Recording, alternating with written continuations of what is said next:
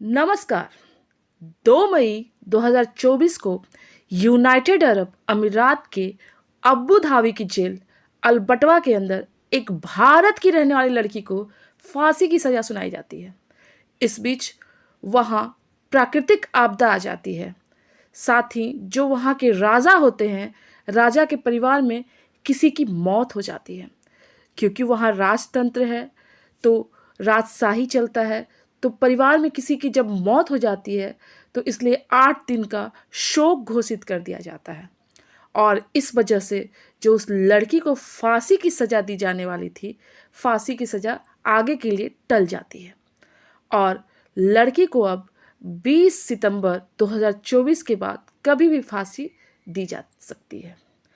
जब यह न्यूज़ अखबार और टेलीविज़न के माध्यम से और सोशल मीडिया के माध्यम से भारत के कोने कोने में पहुंचा, तब सभी लोग यह जानने की कोशिश में जुट जाते हैं कि आखिर क्यों ये लड़की है कौन, जिसे भारत की लड़की को विदेश में फांसी दी जानी है। आखिर उसने किया क्या है।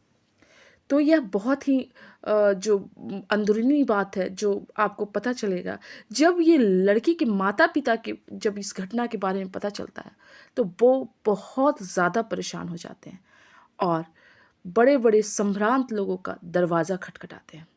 सबसे पहले वो प्राइम मिनिस्टर नरेंद्र मोदी के पास जाते हैं और उनका दरवाज़ा खटखटाते हैं। फिर उसके बाद द्रौपदी मुर्मू के पास जाते हैं, जो कि हमारे भारत देश की पहली नागरिक और राष्ट्रपति है। फिर उसके बाद योगी आदित्यनाथ सीएम का दरवाज़ा खटखटाते हैं। उसके बाद शबीर खान जो लड़की का पिता है, वो विदेश मंत्रालय का भी दरवाज़ा खटखटाते हैं। आखिर लड़की ने ऐसा किया क्या है?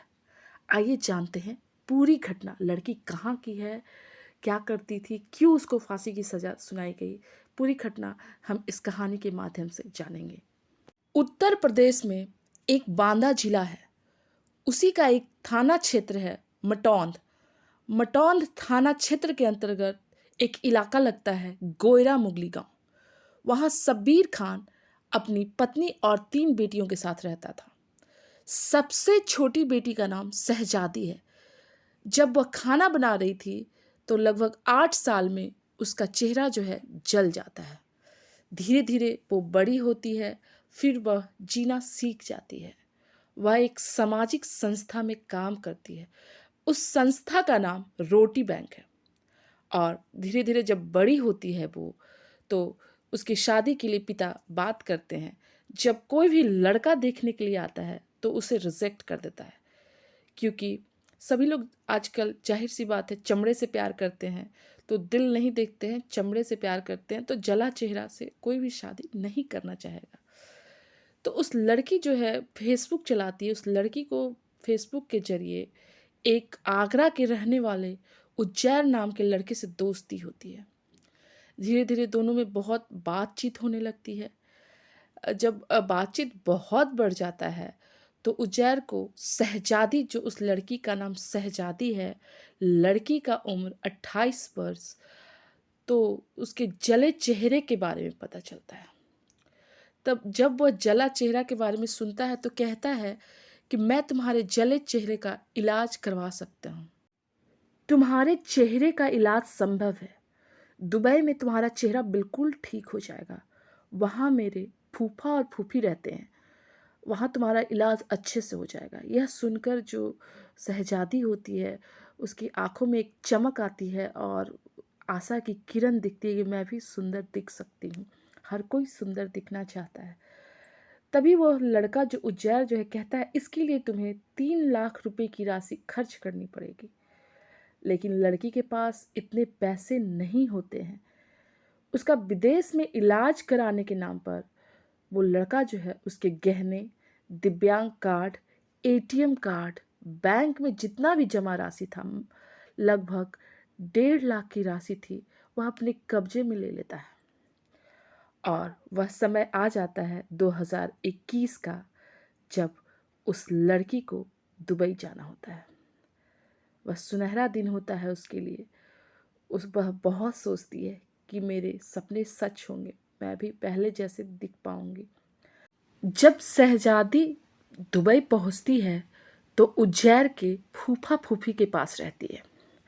कुछ समय वहाँ रहने के बाद वहीं उज्जैन का एक और परिवार चाचा चाची, जिसका नाम फैज़ और नादिया रहते हैं, वह प्रेग्नेंट रहती है। उसको एक हाउसमेट की ज़रूरत होती है। तो जो शहज़ादी है उसको वहाँ भेज दिया जाता है। दुबई में ही बगल में रहते थे। और उसका बच्चा होता है, जब 4 महीने 21 दिन का होता है तो उस बच्चे की मृत्यु हो जाती है। हालाँकि जो शहज़ादी थी उससे बहुत सारा काम करवाया जाता था, टॉर्चर किया जाता था, बहुत सारी चीज़ें हैं इसके अंतर्गत। जब वो बच्चा की मृत्यु हो जाती है तो इसका दोस्त जो है, वो लोग परिवार वाले उसकी सास नादिया के शहज़ादी पे मर देते हैं। और महज़ 57 दिन के बाद उससे ज़बरदस्ती एक वीडियो अपलोड करवाते हैं, कैमरे के थ्रू या मोबाइल के थ्रू, जिसके थ्रू एक वीडियो अपलोड होता है। कहते हैं कि तुम इसमें एग्री करो कि कत्ल तुमने ही किया है। दबाव में शहज़ादी ये एग्री कर लेती है और वो सबूत के तौर पे निचली अदालत में पेश कर दिया जाता है। राजशाही राजतंत्र में ये है खून का बदला खून, और अगर उसकी मर्जी हो तो वह उसे माफ़ भी कर सकता है। जब यह मामला जो है जाता है कोर्ट में, तो लड़की पे जो है एफआईआर दर्ज होती है। चार्जशीट फाइल होने के बाद मामला निचली अदालत तक पहुंचता है, तो वहाँ उस लड़की को फांसी की सज़ा सुनाई दी जाती है। शहज़ादी को हाई कोर्ट में अपील करती है शहज़ादी, वहाँ भी खारिज कर दिया जाता है। चूँकि वह बहुत गरीब परिवार से थी, तो अपने लिए वह वकील हायर नहीं कर सकती थी, क्योंकि वहाँ का एक दरहम दुबई का इंडिया के 23 रुपीज़ के बराबर है लगभग। तो लगभग लाखों में वकील की फ़ीस हो जाती, वो कहाँ से दे पाती। तभी हाई कोर्ट में मामला जाता है, फिर उसके बाद सुप्रीम कोर्ट में भी मामला पहुंचता है। वहाँ से भी वह निराश हो जाती है। सुप्रीम कोर्ट में भी उसे फांसी की सज़ा सुनाई दी जाती है। और अब जो 20 सितंबर के बाद कभी भी उसे फांसी की सज़ा सुनाई जा सकती है, दी जा सकती है फांसी की सज़ा। जब यह बात भारत के कोने कोने में पहुंचता है, अलग अलग हिस्सों में पहुंचता है, तो सभी लोग यह जानने पे मजबूर हो जाते हैं कि आखिर उसने किया क्या है। दरअसल मामला ये था कि लड़की जो थी वह बच्चा जब हुआ था तो दूसरा टीका लगवाना था। तो दूसरा जब टीका लगवाना था, तो जब टीका लगवाने के लिए नादिया शहज़ादी के साथ जाती है, तो उसे टीका लगवाया जाता है। उस दरमियान बच्चा बहुत रोता है, बच्चा रोता है, बिलखता है। फिर उसके बाद नादिया उसे छोड़कर अपना ड्यूटी के लिए चली जाती है, और उसे घर पर छोड़ देती है बच्चों को शहज़ादी, और उसकी सास अंजुम भी होती है। तो सास जब फ़ोन करती है नादिया को, बच्चा चुप नहीं हो रहा है, तो फिर कहती है दूध पिलाओ उसको अम्मी, वो चुप हो जाएगा। तो जो शहज़ादी है उसको अंजुम कहती है नादिया के साथ कि इसको दूध पिलाओ। जब वह दूध पिलाती है तो वो बच्चा जो है सो जाता है।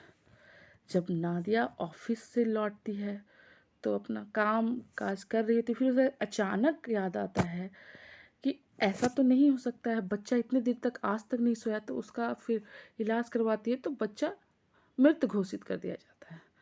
अब इसका इल्ज़ाम जो है, अब हो सकता है शहज़ादी ने जहर दिया या कुछ उस लोग के माइंड में आता है, ताना शुरू हो जाता है। और वह ताना जो है वो लोग आरोपित पहले से ही कर रहे थे, उसको सज़ा दिलाने के लिए मजबूर कर देते हैं। अब जो लड़की के माता पिता हैं वो कह रहे हैं कि उज्जैर जो है मानव तस्करी का काम करता था, हमारी बेटी को वह फंसा कर वहाँ ले गया और उसे झांसे में रखकर वहाँ ले गया। शहजादी के परिजनों के मुताबिक अबू धाबी की जेल में शहजादी को अपने परिजनों से बात करने की छूट दी गई थी।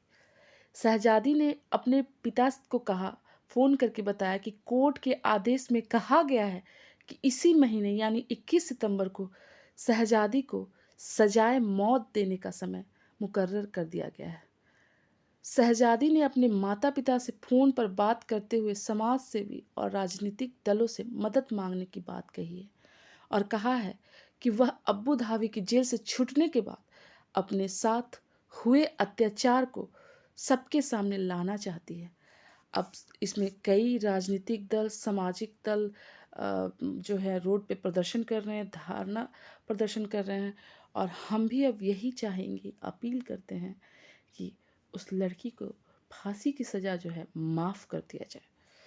क्योंकि ये मामला जो है बहुत अलग ही दिखाई दे रहा है। इसमें लड़की के जो पिता हैं शब्बीर खान, वो आगरा भी जाते हैं, उस लड़के के परिवार वाले से भी बात करते हैं उज्जैन से, कहते हैं कि उसे छोड़ दिया जाए, माफ़ कर दिया जाए।